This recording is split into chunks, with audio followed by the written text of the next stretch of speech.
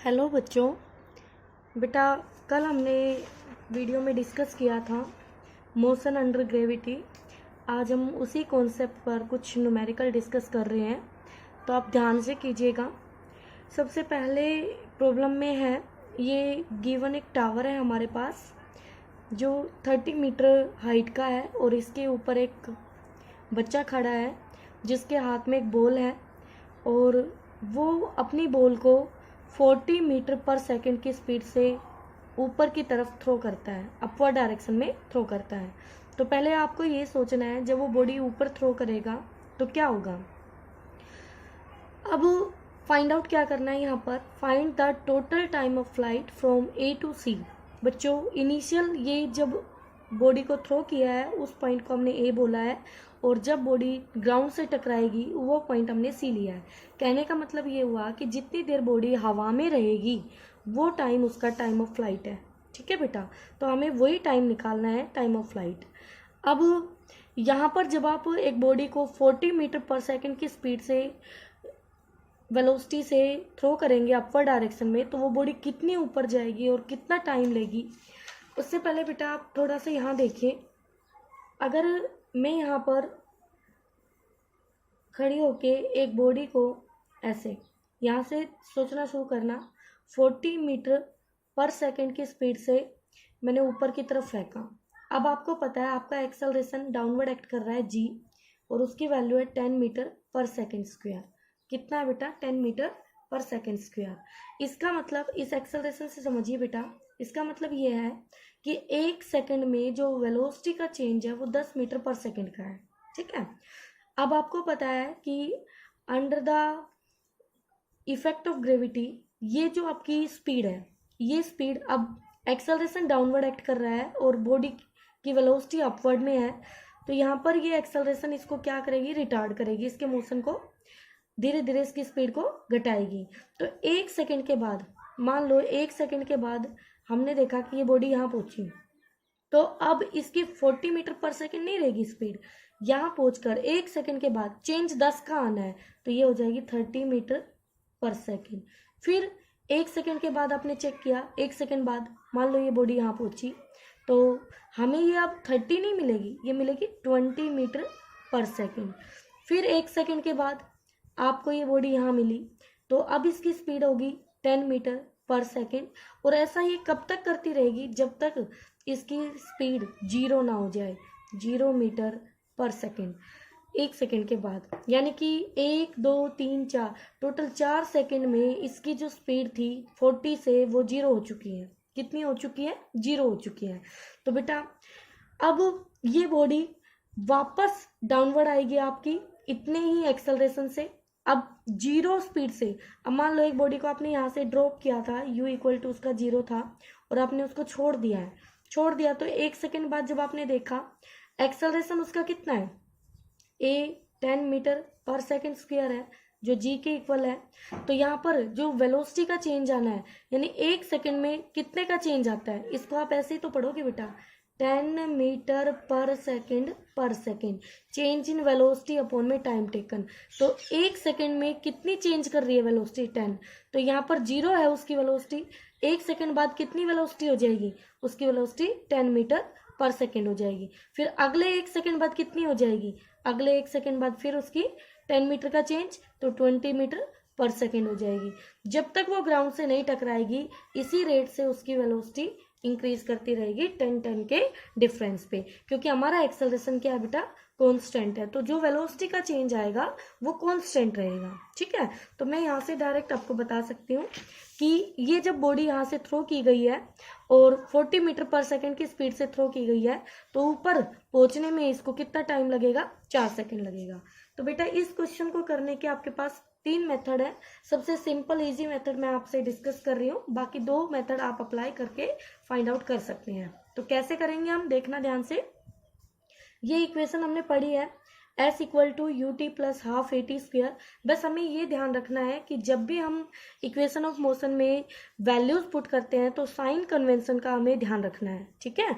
अब ये इक्वेशन हम अप्लाई कर रहे हैं बेटा फ्रॉम ए टू सी।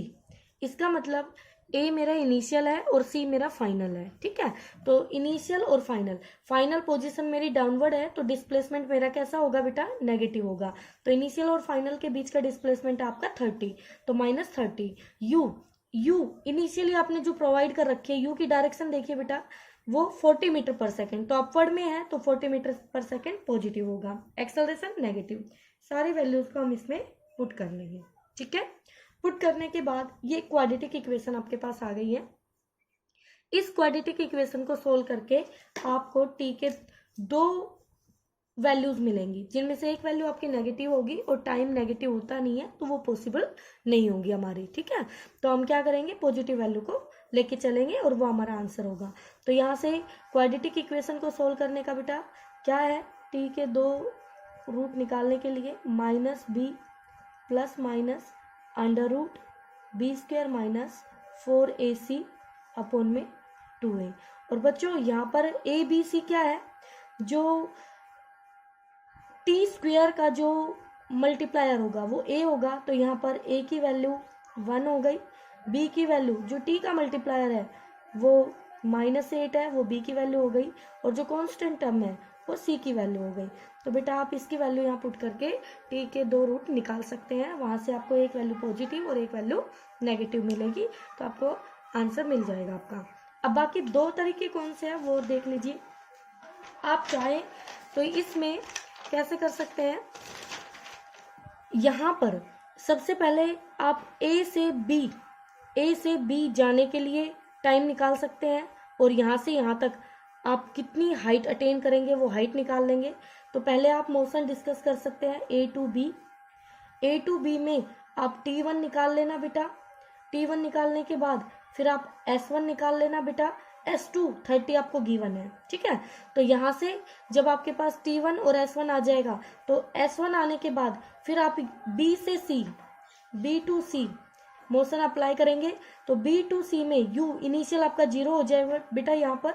तो यहाँ पर आप U इनिशियल 0 वाली कंडीशंस पुट कर सकते हैं जो हमने लास्ट वीडियो में डिस्कस की है, और B टू C का आपको हाइट भी मिल जाएगा क्योंकि आप S1 निकाल चुके हैं और ये दूरी आपको गिवन है, तो टोटल S भी आपको मालूम होगा। बस इतना ध्यान रखना कि बॉडी जो भी साइन कन्वेंशन हो उनको आप साइन के साथ जरूर पुट करें, ठीक है। ये आपका सेकेंड वे था, सेकेंड मेथड इस तरह आप निकाल सकते हैं।